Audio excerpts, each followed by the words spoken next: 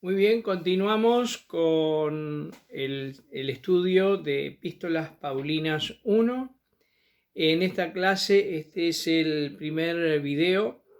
En la clase anterior hablamos sobre la segunda venida de Cristo, lo ampliamos bastante con información de otros textos bíblicos de la Biblia. Así que ahora vamos a ver otros aspectos que tienen que ver con la segunda venida de Cristo. Allí en la página, en mi página 21, donde dice la segunda venida de Cristo y los eventos relativos, es posible que ustedes tengan otro número de página. Bajo ese título pasamos al punto número 2. Donde dice lo inesperado y oculto de la hora de su venida. Capítulo 5 y versículo 1. Pero acerca de los tiempos y de las ocasiones no tenéis necesidad, hermanos, de que yo os escriba. Acá habla tiempos y ocasiones, y se refiere a la segunda venida de Cristo con el término día del Señor. Hay muchos lugares en el Nuevo Testamento que los apóstoles se refieren a la segunda venida de Cristo hablando del día del Señor. Aquí tenemos la palabra tiempos, que se refiere a ocasiones. Aparece también en capítulo 1 del libro de los Hechos y el versículo 7. Y tenemos el cronos, ¿no? Con respecto que tiene que ver con la hora del reloj, y el kairos, que son ocasiones o fechas. Quiere decir que Pablo dice con respecto al tiempo, a la ocasión y la fecha, dice no tengo nada que decir. Y aclara en el versículo 2, aclara que se refiere al día del Señor, como hemos dicho, porque vosotros sabéis perfectamente que el día del Señor vendrá así como ladrón en la noche. Quiere decir que nadie sabe la fecha, nadie sabe el día, nadie sabe la ocasión, el tiempo kairos, eso está en la mente de Dios, pero sí estamos esperando la venida del Señor. ¿Por qué se dice esto?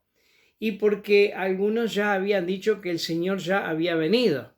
Y que bueno, esto generó nerviosismo, preocupación, etc. Y también está el problema de otros comentarios, que los que murieron y no experimentaron la venida del Señor se habían perdido. Por eso que en esta carta se aclara, cuando venga el Señor, primero los que murieron serán resucitados y se encontrarán con el Señor en las nubes. Bien, y entonces esto amplía un poco el tema de la venida del Señor y elimina todas las especulaciones que se hacen con respecto a la venida del Señor. Está bien que nosotros hablamos mucho de esto, porque también tenemos las señales que indican la venida del Señor, como guerras, pestes, hambre, falsa religión, etcétera, etcétera, que son señales que nos indican la aproximación de la venida del Señor. Pero nadie puede decir la fecha y el día ni la hora. Esto queda bien claro. Bien, pasamos al punto 4. En vista de ello, viene una exhortación. En vista de todo esto que hemos visto, Pablo dice: velad y sed sobrios, equilibrados, estén despiertos, habla atentos, alertas, y ser sobrios, equilibrados. El hecho de que tenemos la fuerte expectativa de que la venida del Señor está cerca, no significa que vamos a descuidar, que hay que descuidar las obligaciones terrenales. digamos, ser sobrio significa, mientras estamos despiertos, esperando, meditando, con la expectativa que el Señor viene, continuamos con nuestras obligaciones terrenas. Esto es lo que está diciendo aquí, ¿no? ¿Qué había pasado acá? Lo vamos a ver en la segunda carta a los tesalonicenses. Algunos con fuerte expectativa que el Señor viene, habían dejado de trabajar. Entonces, esto generó inconvenientes y hay que entender que hay que ser equilibrados, o sea, sobrios. Bien, y mientras esperamos la venida del Señor, acá hay un versículo 8 muy interesante que dice, vestirse con la coraza de fe y amor y el yelmo de la esperanza de la salvación. Pablo vuelve a utilizar la figura del soldado romano. Esta es una ilustración de un soldado. El yelmo, que es ese casco que lleva el soldado en su cabeza, que es la protección de golpes que en la cabeza son mortales, son de muerte, y a este casco es la ilustración de la salvación. Habla de la seguridad de la salvación, ¿no? De que la salvación es segura, y dice vestirse con el yelmo de la salvación y el amor y de la esperanza de la salvación. O sea, esperanza se utiliza acá como algo seguro, tiene que ver con herencia. Estamos esperando la venida del Señor. Por allí nosotros en nuestra cultura utilizamos el término esperanza como algo bueno, hay que tener esperanza, ¿no? Hay que tener esperanza como algo que, bueno, no estoy seguro, pero hay que esperar. No, acá el término esperanza de la salvación transmite absoluta seguridad. Bueno, Pablo utiliza la figura del soldado romano también en la carta a los Efesios, donde da la figura del soldado con toda la armadura. Yo quiero agregarles algo que me parece muy interesante, que si bien acá no menciona el calzado del soldado, solamente hace referencia a la salvación, porque está hablando de la expectativa que hay que tener en la venida del Señor, y que tengamos la esperanza, si estamos absolutamente seguros de que el Señor viene, y se refiere puntualmente a eso. En la figura del soldado romano, en la carta a los Efesios, muestra toda la vestimenta, incluyendo el calzado, y vuelve otra vez al yelmo, el casco, que representa la salvación, y el calzado, que es el evangelio. O sea, el soldado se fundamenta, en este caso de esta ilustración, sobre las verdades del evangelio. Y hay algo muy interesante que sucede cuando en tiempos de guerra se toman prisioneros enemigos. Hay dos elementos del prisionero que se le retiran, que lo incapacita para escaparse o seguir en batalla. Uno de los elementos que se le quita a un prisionero en tiempos de guerra es el casco, y lo otro que se le quita son las botas. Un soldado sin sus botas y sin su casco es imposible que se escape. No puede escapar, está digamos, absolutamente incapacitado. Interesante esto, conociendo estas intimidades de la vida militar, que el cristiano tiene que estar bien asegurado sobre el calzado que es el evangelio. Si deja el evangelio a un lado, si se desprende del evangelio por el motivo que sea, y se quita el casco no le da importancia a la salvación, está en un lugar, digamos, en una posición, digamos, de incapacidad de poder seguir adelante. O sea, es fundamental que los cristianos tengamos bien claro lo que es el Evangelio y fundamentarnos en el Evangelio. Bueno, habiendo dicho esto, sigue al siguiente punto, dice, afirmarnos en la seguridad de la salvación. Y están los versículos 9, 10 y 11 que hablan de esto. El versículo 9 habla de el medio para la salvación, y el medio es Jesucristo. El versículo 10 habla de la manera y de ser salvo. La manera es que Jesús murió por nosotros. Esta es la base de la salvación. Y el versículo 11 habla de animarnos y edificarnos los unos a los otros. Pasamos a el siguiente punto, exhortaciones prácticas de los capítulos 5 en adelante. Capítulo 5, pero acerca de los... Bueno, perdón, esto ya lo leí, versículo 12. Os rogamos, hermanos, que reconozcáis a los que trabajan entre vosotros y os presiden en el Señor y os amonestan. Reconocimiento, acá se refiere a reconocer a los que están sirviendo en la obra de Dios, en la congregación, por causa de la tarea que realizan. Darles reconocimiento, reconocer su autoridad espiritual, entre paréntesis, no su dominio. Esto marca una diferencia, tienen que pensar la diferencia que hay entre la autoridad espiritual dada por Dios en el servicio y el dominio, ¿no? Son cosas distintas y se debe reconocer la autoridad espiritual. No estamos hablando de el dominio, de que los que sirven al Señor dominan, controlan a los demás. Eso no se reconoce. Se reconoce la autoridad espiritual que Dios ha dado para edificar la iglesia. Dice, estimarlos, amarlos por causa de la obra que hace.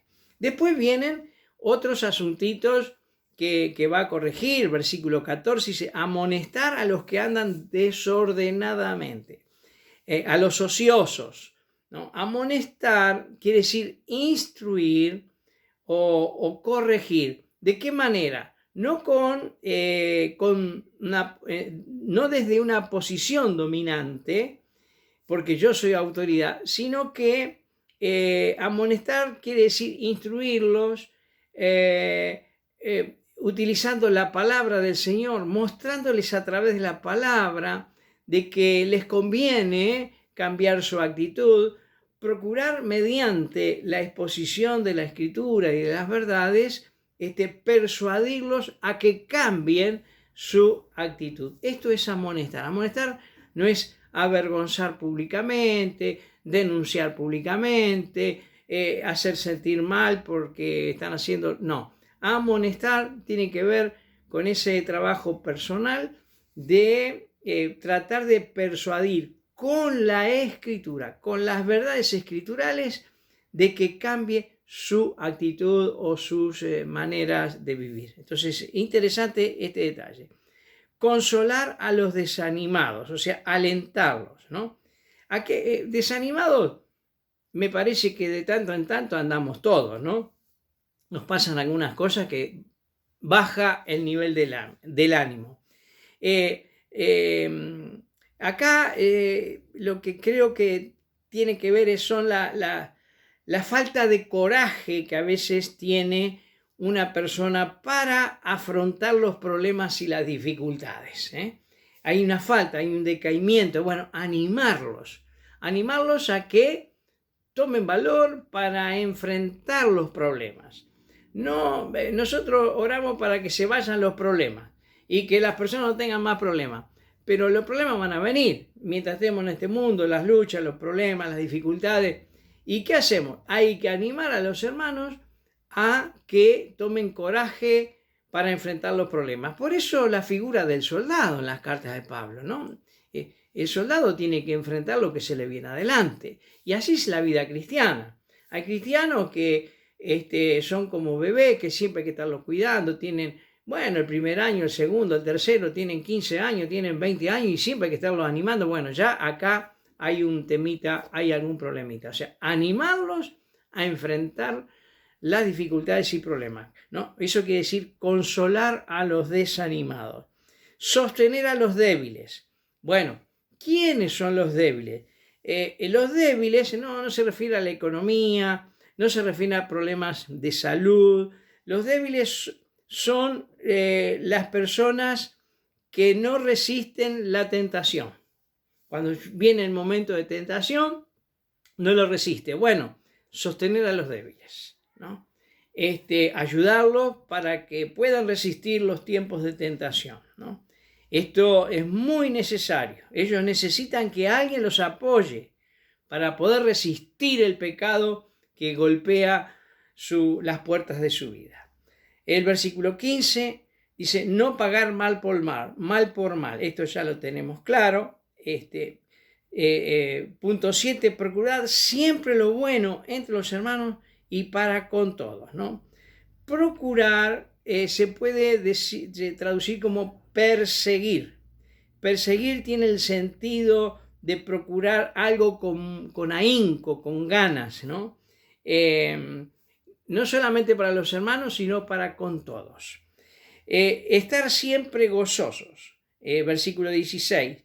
Es frecuente que estamos gozosos cuando todo está bien, pero también cuando vienen los momentos difíciles, también permanecer en el gozo del Espíritu. Orar sin cesar. Estamos siempre hablando en ese contexto de que estamos esperando la venida del Señor. Mientras estamos esperando la venida del Señor, todas estas recomendaciones, exhortaciones prácticas, esto tiene que ver con la práctica, con la manera de vivir del creyente mientras espera la venida del Señor. Bueno, orar sin cesar. Esto no significa que tengo que vivir todo el día de rodillas ni con los ojos cerrados o como sea, no. Hay que orar de rodillas o como sea su costumbre, pero acá se refiere a tener una actitud orante. O sea, se levantó a la mañana, bueno, que está la preocupación de que hay que viajar, el colectivo, lo que sea. Bueno, con una actitud orante, dando gracias, encomendando el día al Señor, va viajando, dando gracias a Dios, una actitud orante. Por allí se acuerda de un pedido de oración de algún hermano, o estar orando por él mientras va manejando el auto. Una actitud orante de comunión con Dios mientras estamos esperando la venida del Señor. Bueno, y el versículo 18, dad gracias en todo, ¿no? Bajo todas las circunstancias. Acá gracias se traduce de Eucaristía, ¿no? En todas las circunstancias. Versículo 19, no apagar el espíritu. Y esto tiene que ver con el desprecio y rechazo de las manifestaciones sobrenaturales del Espíritu Santo, ¿no? A veces nos transformamos en cristianos, ¿cómo voy a decir? Tan formales y tan ordenados y tan perfectos, que cuando hay una manifestación del Espíritu o parece haber una manifestación del Espíritu, pues se desprecia, no se toma en cuenta, y esto es lo que significa apagar el Espíritu, ¿no? Reprimir el uso correcto de las manifestaciones del Espíritu Santo dará como resultado la pérdida de dichas manifestaciones. No apaguéis al Espíritu significa entonces ser respetuosos de las manifestaciones del Espíritu Santo, de los dones del Espíritu, y aprovecharlas y analizarlas y recibirlas como de parte del Señor. No menospreciéis las profecías, no despreciar ni rechazar las manifestaciones del Espíritu Santo, tales como la profecía. Hoy también estas son cosas cuidadosas. En la carta a los Corintios, ahí aclara cómo hay que tratar estos asuntos de la profecía. Y bueno, ya venimos llegando al final. ¿Vio? dice el versículo 21, examinar todo y retener lo bueno. Tenemos profecía o manifestación del Espíritu. Bueno, se examina todo y lo bueno se retiene, porque siempre está el elemento humano que interviene en todo esto, y por allí el elemento humano, digamos, hay que recortar algunas cosas, pero recibimos lo que es útil y bueno. Es apartarse de toda especie de mal, ¿no? O toda clase de mal. Y pasamos a los versículos 23 y 24, la oración final por ellos, por los hermanos, ¿no? Dice 23 y 24, y el mismo Dios de paz os santifique por completo todo vuestro ser, espíritu, alma y cuerpo, sea guardado irreprensible para la venida de nuestro Señor Jesucristo. Vuelve el tema de la venida del Señor, y mientras estamos esperando, ¿cuál es la oración? Que seamos guardados en espíritu, en alma, ¿no? En nuestros pensamientos y sentimientos, y en cuerpo, ¿no? Nuestro cuerpo en comunión con el Señor. Todo nuestro ser, espíritu y alma y cuerpo, esté guardado para el momento de la venida del Señor. De esta manera ora Pablo. ¿Cómo va a ser posible esto? ¿Cómo va a ser posible? Fíjese el versículo 24. Fiel es el que os llama, el cual también lo hará. ¿Vio? Nosotros de fidelidad, más o menos, pero Dios es fiel. Y Pablo está pidiendo a Dios que la iglesia sea guardada, espíritu, alma y cuerpo, y dice, el que los llamó, Dios, que es fiel, Él lo hará, Él los va a guardar. Así entre nosotros podríamos decir, yo no confío mucho en las decisiones de los seres humanos, aún de los hermanos, pero sí confío en Dios, el Dios que los llamó, los trajo a la salvación. Estoy orando, Señor, guárdalos, porque ya sabemos, derrapamos en la vida cristiana, a veces mordemos el que se llama la banquina y bueno, pasa lo que pasa. Entonces, confiar en la fidelidad de Dios. Y por último, versículos 25 al 28, los pedidos de oración de Pablo. Fíjese, pide orar, que oren por el apóstol, saluda a los hermanos con santidad, dice saludar a los hermanos con santidad, los unos con los otros, que haya pureza en la relación entre ustedes, y que se lea la carta a todos los santos. Esta carta sea leída. Y bendiciones, que la gracia del Señor sea con todos. Estas son las peticiones. Y no se olvide que en esta petición Pablo pide que oren por él. No, Pablo pide que oren por él. Bueno, hasta aquí llegamos en este primer video. Vamos a hacer un corte y vamos a continuar en un momentito.